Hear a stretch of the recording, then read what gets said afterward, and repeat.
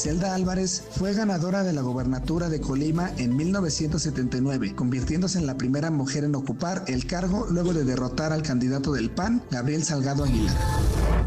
Maciosare.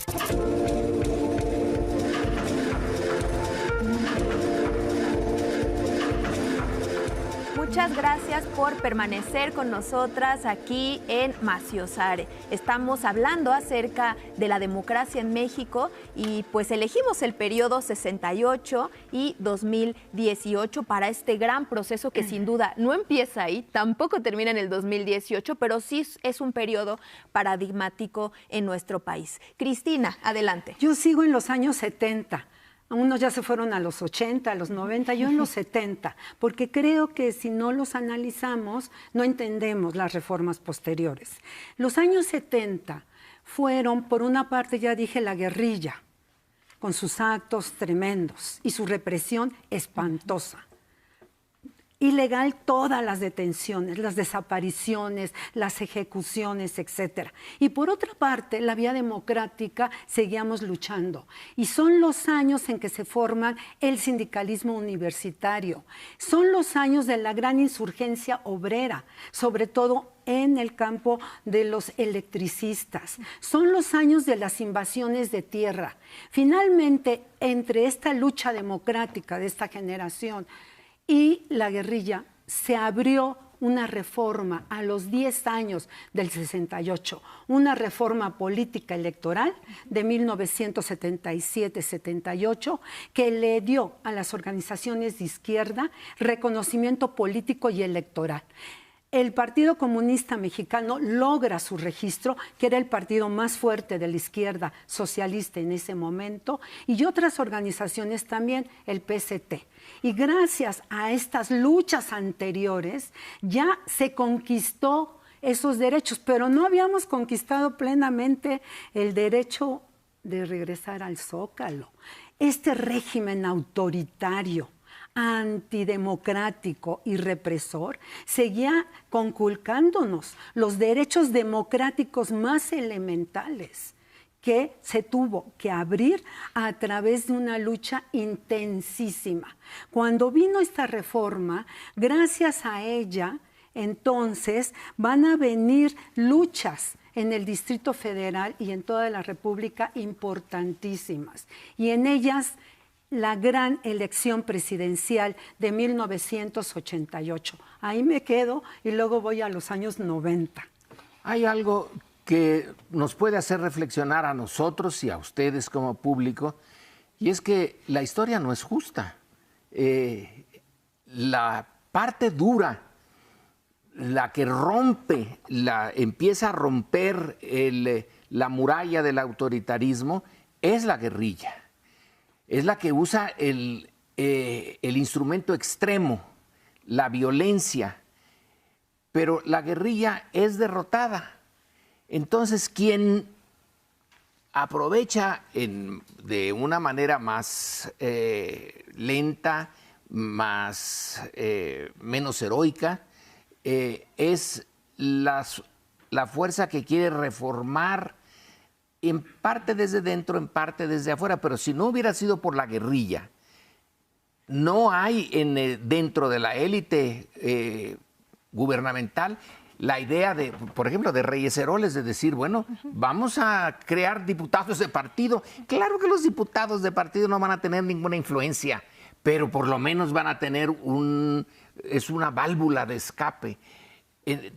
Es el principio, y ahí empieza la bola de nieve. Al rato se les va a ir de las manos.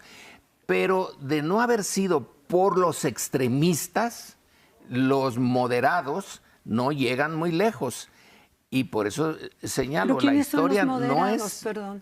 ¿Mande? ¿Quiénes son los moderados? Los que van por las elecciones. Por la vía democrática. Es que depende de cómo definamos democracia. Porque también la guerrilla quiere la democracia, pero la guerrilla quiere la revolución socialista con los obreros dirigiéndola. No quieren la democracia. Nada de que los obreros, la dirigía el partido. Los obreros son eso muchos. pensaban los guerrilleros. Son una minoría pequeñita que se avienta al a lo desconocido, al sacrificio, y para conseguir la democracia social, la democracia de un sistema en donde ya el capitalismo quede a un lado y se haga la verdadera democracia. Pero la democracia que nosotros conseguimos es la electoral, que bueno, se consiguió algo, pero si no hubiera sido por la posición extrema, esta que triunfa no hubiera tenido ese lugar.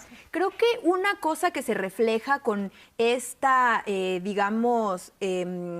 recoger diversos acontecimientos en este periodo tan largo, es que la democracia pues es multifactorial y además me atrevo a decir que es en cierta medida inasequible. Es decir, no tenemos una, vía de partida y de llegada específica que podamos llamarle, sí, ya estamos en democracia plena, porque habrá quienes, conformes con la vía únicamente partidaria o institucional, pues digan que el hecho de tener alternancia, como lo dijeron después del 2000, ya significaba democracia. Mientras, por ejemplo, otras concepciones mucho más abiertas y abarcadoras del término van a decir, pues la democracia se ejerce todos los días. No tiene nada más que ver con la participación política, sino también incluso con cómo se distribuyen los roles dentro de las propias familias. Es un hacer cotidiano. Más o menos por ahí va la reflexión de Carlos Monsiváis, que después voy a recomendar, pero a lo que quiero llegar con esto es que le debemos a muchísimos actores, movimientos, personajes, organizaciones, y eso tiene algunos puntos clave. Yo quiero poner nada más uno más sobre la mesa, que en esta historia de la democracia pues es imprescindible mencionar, que es la respuesta de la sociedad frente a la ineptitud del gobierno tras el sismo del 85, que fue un momento en el que, pues tal cual, tuvieron que tomar la batuta, y eso implicó un proceso de organización que, entre otros, voy a mencionar nada más uno, dio lugar, por ejemplo, a la organización sindical de mujeres costureras, que ellas, pues, evidentemente, dentro de todo este movimiento muy amplio, también contribuyeron con la democratización del país. Porque se les cayó el edificio donde estaban. Bueno, muchísimas quedaron sepultadas. Evangelina Corona, líder de las costureras en su momento. El temblor fue muy importante porque mostró, y como decía Cristina, era difícil todavía ocupar la plaza pública, pero aquí salieron, se organizaron y mostraron que la ineptitud del gobierno, como dices, ¿no? Pero además estaban pidiendo algo muy importante, que era los derechos políticos plenos en la Ciudad de México. Acuérdense que la Ciudad de México hasta hace poco era el Distrito Federal y no podíamos elegir a las autoridades de la capital. No teníamos una constitución. No teníamos una constitución. No teníamos jefe de gobierno, era un regente. Exactamente. Entonces, parte de las demandas fueron tener derechos políticos plenos en la Ciudad de México, y salieron de estos grupos que se organizaron tras el sismo del 85, y el primer jefe de gobierno que va a ganar en la Ciudad de México es Cuauhtémoc Cárdenas en el 97. Pero quiero, metiendo ruido en los actores, porque hay muchos, el proceso no es lineal. Ya decía el profesor que la historia no es justa. Y los que también se organizan electoralmente es la derecha, son los empresarios, la Coparmex, el PAN, que hasta entonces el PAN había sido un partido, como ya decía el profesor, era un régimen de partido único. Sí existía el PAN, pero casi se veían a ellos mismos como la autoridad moral, que estaban diciendo que no había una democracia liberal. No sé cuántos diputados tenían, 3 o 4, que eran como la voz de la moral, o ellos se veían así, no porque lo fueran, ¿no? Pero se veían así.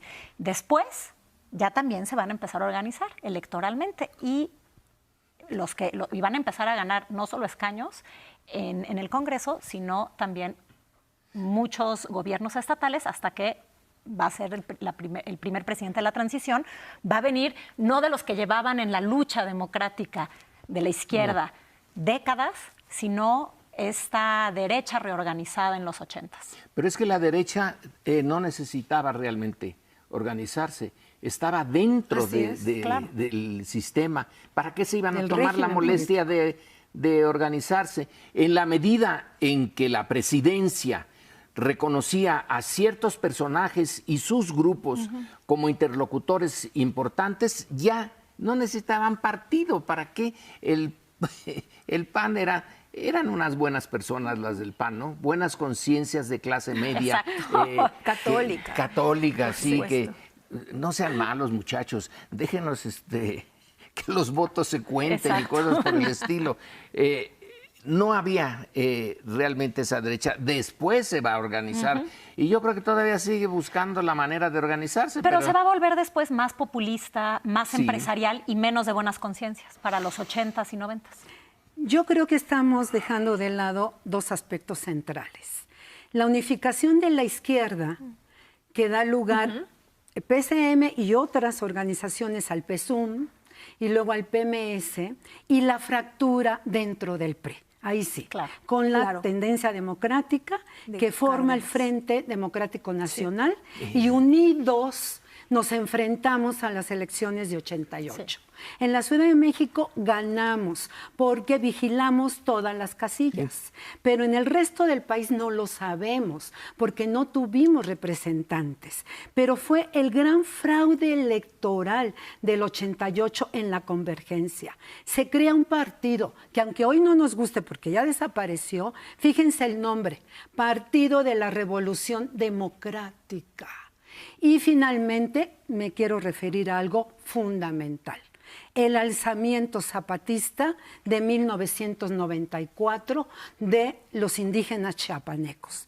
Este alzamiento y todas las luchas anteriores, el PRD, por supuesto, en ese momento, fue lo que terminó por empujar las victorias democráticas que después tuvimos, que fueron fundamentales. Acuérdense de la marcha de López Obrador a la Ciudad de México, de Tabasco.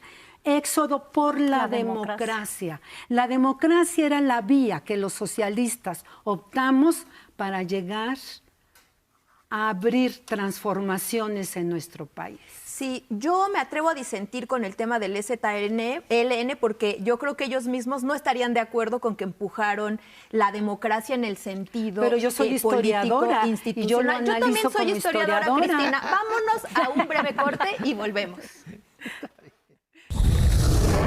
Maciosare.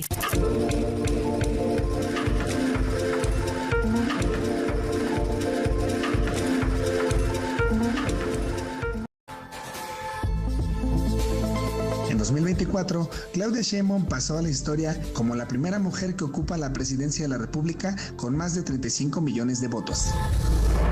Maciosare.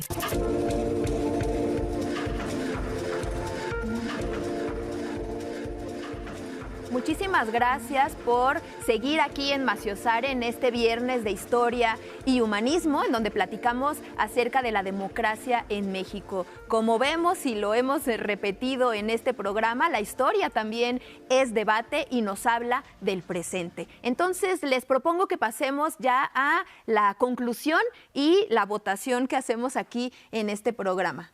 Lorenzo. Bueno, las conclusiones pueden ser muchas. Voy a tocar nada más una. La ruptura dentro del PRI es importantísima. Recordemos que después de todo, quien llega a la presidencia ya representando a la izquierda sin ataduras y por la vía electoral es López Obrador, que fue priista. Él fue jefe del PRI en Tabasco. Luego lo echaron porque se enfrentó a los presidentes municipales y eso sí ya no estaba ya no era aceptable para el gobernador. Pero es el PRI el que se divide y de ahí ya se llega finalmente a lo que vamos a ver en el 2018. Pero la estructura interna del PRI y la existencia siempre de facciones en el PRI, el cardenismo fue derrotado en 1940, el cardenismo original, pero la izquierda dentro del PRI nunca desapareció, estaba disminuida, pero es un elemento que tenemos que tener en cuenta. Sí. Y Cárdenas continuó siendo el símbolo de estas reivindicaciones, ¿no?, más populares, ¿no?, de ciertos sectores populares que no solo tienen que ser obreros y campesinos. Es muy interesante que López Obrador venía de trabajar en el Instituto Nacional Indigenista en Tabasco, que es otra institución que creó Cárdenas, ¿no?, de incorporación a los indígenas. Lázaro Cárdenas, claro. Podrían, bueno, perdón, nada más, no olviden la votación. ¿Le toca al profesor votar? La votación, rápidamente.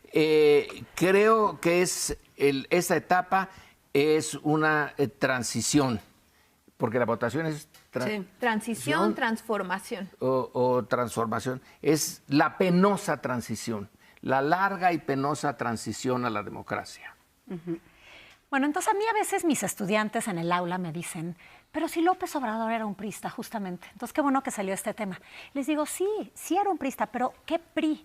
¿No? El PRI no era un actor unificado, no era un grupo hegemónico y tenía muchas facciones. Y la facción de la izquierda, y especialmente la izquierda cardenista, de estas reivindicaciones populares, estaba muy poco satisfecha y muy enojada con el rumbo que estaba tomando el país. Y había momentos en los que había quedado claro, como cuando Cárdenas lideró el Movimiento de Liberación Nacional, pero es realmente hasta el 88 que logran romper y ya van a ir poniendo además otras cosas sobre la mesa en esta coalición importante con otros grupos de izquierda. Mi voto es, voy a disentir, para transformación. ¿Por qué? No porque crea que cada uno de estos momentos haya sido una transformación fundamental en términos de la democracia, pero porque creo que a veces transición lo hace parecer muy limpio y muy lineal. Sí. Exacto. Entonces yo creo que en estos momentos todos estos actores estaban buscando una transformación, estaban apostando por eso, no siempre se dio, pero tampoco fue limpio. Bueno, mi conclusión es difícil, pero yo creo... difícil porque hay varias conclusiones, pero yo creo que la principal es que esa generación del 68, esos jóvenes socialistas, comunistas, trotskistas, espartaquistas, democráticos, progresistas, atinaron. La vía para transformar el país era convertirlo en un país democrático. Y a esta propuesta se sumaron todas las luchas, incluyendo la que no quería la transformación democrática, sino por la vía de las armas como la guerrilla, incluyendo el movimiento de Marcos, fundamental en el 94, porque se trata de una sublevación que detuvo este movimiento democrático. Sin esta lucha hubiera sido imposible llegar al 2018. Yo creo que faltan muchas cosas. Me atrevo a decir lo siguiente: hemos conquistado la democracia electoral y costó 50 años de luchas, de muertes, etcétera, y otros aspectos democráticos, pero nos falta un camino largo por recorrer. Ejemplos: democracia sindical. En las universidades hoy en día están más autoritarias y antidemocráticas que hace 56 años. Es una vergüenza. Todas las universidades públicas sí se conquistó la gratuidad, pero la antidemocracia está a piel de flor hoy con los movimientos que hay en Puebla y uno que se está iniciando en la UNAM. Yo voto por la transición, porque estos 50 años fueron de transición y creo que estamos viviendo una transformación que es tarea no solo del gobierno, sino es una tarea fundamental de todos nosotros. Tenemos que impulsar la transformación democrática, que todavía no existe en todos los ámbitos de nuestro país, pero todos juntos con el gobierno federal y los gobiernos locales, desde luego. Yo quisiera muy brevemente pues referir a un poco de los procesos que van en la década de los 90, 2000, que no nos dio tiempo de hablar porque el tiempo siempre nos falta, pero sobre todo por una cuestión generacional. Viéndolo históricamente nos damos cuenta, con una conversación como esta, de que costó sangre, literalmente, los avances paulatinos que llegaron a cuentagotas del avance democrático. Para generaciones como la mía, que crecimos en pleno neoliberalismo, nos tocó un contexto en el que la participación política pues parecía que las elecciones eran mero trámite, decían que las instituciones, en este caso el Instituto Nacional Electoral, bueno, el IFE primero y luego el INE, pues eran las guardianas del proceso democrático y no la sociedad en su conjunto. Y en esta retórica, pues lo que se habló en su momento con la transición del año 2000, en donde se cambia de partido político, pues hacía ver como que se había llegado a la culminación de un proceso. Y yo insistiría en ello, porque a la luz del tiempo nos damos cuenta de que forman parte, justamente como bien lo comentó Lorenzo, del mismo proyecto económico que es el PRI y el PAN. Por eso llamarle PRIAN tiene mucho sentido a la luz de que representan al neoliberalismo. Y en ese sentido, pues lo que vivió una parte muy importante del pueblo de México con el movimiento contra el desafuero de Andrés Manuel López Obrador, ese llenar zócalos donde nos movilizábamos. Yo era joven y fueron unas manifestaciones que recuerdo como un despertar político muy importante, y creo que lo comparto con mi generación. Fueron muy importantes y por eso se valora justamente este largo camino que se dio para poder llegar al 2018, y yo sí diría, con una legitimidad política basada en la democracia popular, es decir, en la participación masiva a través del voto que, bueno, se refrendó en el 2024. Y bueno, mi voto por eso es transformación, porque pues no me gusta el cuento de que en el 2000 se dio la transición democrática. ¿Y qué les parece si pues ya hacemos las recomendaciones de lecturas o películas o lo que nos traigan para recomendar? ¿Quién inicia? Lorenzo, ¿no? Bueno, yo traigo, van a decir que qué inmodestia, pero ni modo, así es la vida. Yo traigo mi propio libro, uno de mis libros, que es Distopía Mexicana, en donde llego hasta Peña Nieto y hago énfasis en todas las contradicciones y disfuncionalidades del sistema ya en su etapa de caduca, del sistema autoritario, cuando ya está siendo destruido. Pero tenía yo también en mente el libro de Pablo González Casanova, de la democracia en México, que es un libro sobre la no democracia. Es el principio, es de los 60s ese libro, y muestra cómo funciona el sistema autoritario. Y le dio entonces una opción, dijo, ya, esto ya se acaba, hay que entrar al cambio de régimen desde los 60. Lo llegamos a tener hasta hace muy poco tiempo. Yo les traigo dos recomendaciones. La primera es un libro académico, pero escrito de forma muy accesible. Es La historia mínima de la violencia en México. El autor es Pablo Picato, lo tenemos aquí. Y me gusta mucho este libro porque muestra lo fundamental que era la violencia para sostener al régimen político. Y les recomiendo especialmente el capítulo sobre guerrilla y represión, no tiene desperdicio. Además, les quiero recomendar el libro de Elena Poniatowska, Nada, Nadie, Voces del Temblor, porque justamente son testimonios, ella recoge testimonios de toda esta organización de la sociedad para hacer lo que el gobierno no hizo y reconstruir la ciudad. Bueno, yo en esta ocasión voy a recomendar dos videos. Uno de ellos es un clásico, que es El Grito, es un documental que era justamente el representante del CUC en el CNH, en el Consejo Nacional de Huelga, y es un documental maravilloso, y fue el primero que se grabó y de parte de gente del movimiento. Lo pueden encontrar en cualquier plataforma. El otro es José Agustín, un escritor, como ustedes saben, que es de esta generación también del 68 y que escribió una obra que se llama Tragicomedia Mexicana. El Canal 22 le hizo una serie a través de videos en donde habla el propio José Agustín, está basado en su libro, y yo les recomiendo el capítulo 8, porque justamente aborda los años 80, desde el gobierno de la Madrid, que ya no hablamos tanto, de la crisis económica, hasta el fraude del 88.